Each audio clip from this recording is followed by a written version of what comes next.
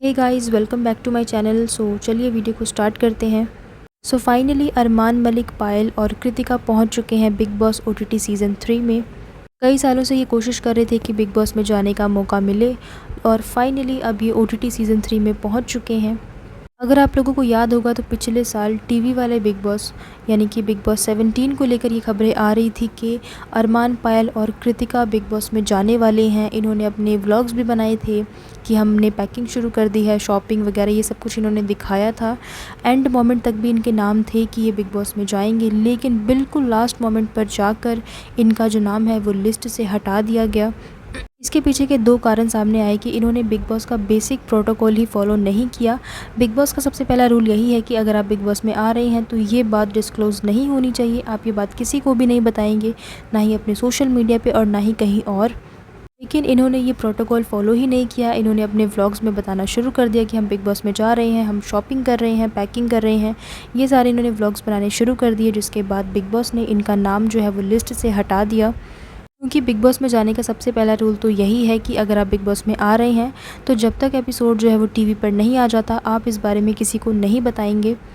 दूसरा इनका personal reason था क्योंकि उस वक्त जो है इनके तीनों बच्चे अयान, तूबा और जैद बहुत छोटे थे, जिस वजह से इन्होंने शो में जाने से बैकआउट कर दिया। क्योंकि पहले नाम आ रहा था कि अरमान और पायल जाएंगे, कृतिका नहीं जाएगी, लेकिन जो पहचान है वो तीनों की एक साथ है और इसी वजह से इन तीनों ने जाने से मना कर दिया। और अब फाइनली पूरे 1 डेढ़ साल के बाद अरमान, पायल और Kritika big boss OTT season 3 में पहुंच चुके हैं। लेकिन अब सवाल ये उठता है कि इनके छोटे छोटे बच्चों को कौन संभालेगा, कौन उनकी देखभाल करेगा और वो इतने छोटे बच्चे अकेले कैसे रहेंगे, ये सवाल उठ रहा है लोगों के मन में।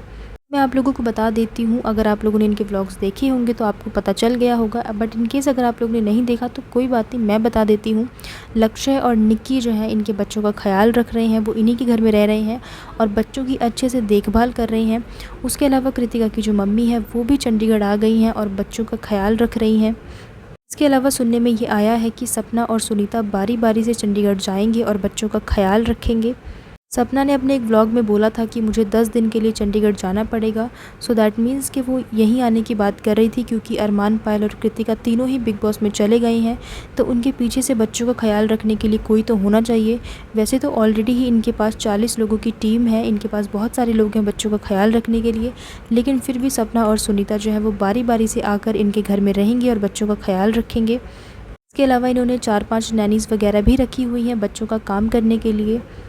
देखें तो ऐसा सच कोई प्रॉब्लम आने नहीं वाली है, क्योंकि जो चीकू है वो ऑलरेडी बड़ा है, समझदार है।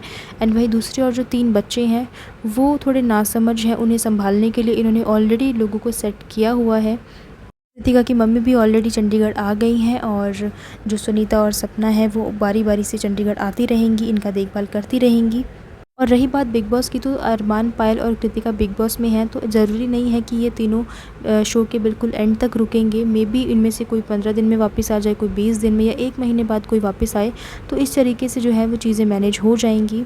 एंड मेन बात तो ये है कि पेरेंट्स से ज़्यादा बच्चों का ख्याल कोई नहीं रख सकता एंड उनके बारे में कोई भी नहीं सोच सकता। तो इन्होंने अपने हिसाब से तो सब चीज़ें बेस्ट की हैं अपने बच्चों के लिए। एंड उसके अलावा सोशल मीडिया पे इन्हें लगातार इस बात के लिए ट्रोल किया जा रहा है।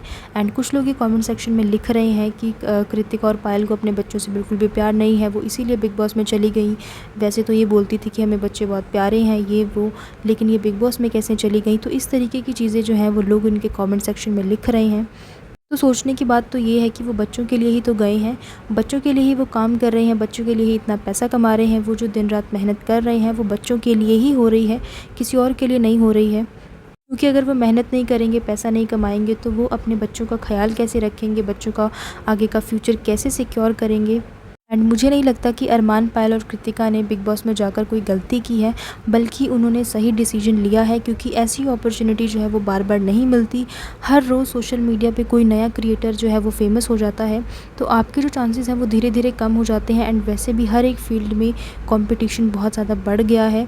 बेटर ये है कि जब आपको अपॉर्चुनिटी मिल रही है तो उसे ग्रैब कर लो, क्योंकि ज़रूरी नहीं है कि आपको 2 बार ऑफ़र किया गया तो तीसरी बार भी ऑफ़र आएगा। तो इससे अच्छा ये है कि जब आपको अपॉर्चुनिटी मिल रही है तो उस अपॉर्चुनिटी का यूज़ करो, उस अपॉर्चुनिटी को ग्रैब करो। कि हर दिन कंपटीशन बढ़ रहा है, हर दिन नए लोग आ रहे हैं, ज़रूरी नहीं है कि जो आज आपको मिल रहा है वो आपको कल मिले। तो इससे अच्छा है कि जो मिल रहा है उसे अपॉर्चुनिटी को ग्रैब करो एंड उस अपॉर्चुनिटी का फ़ायदा उठाओ।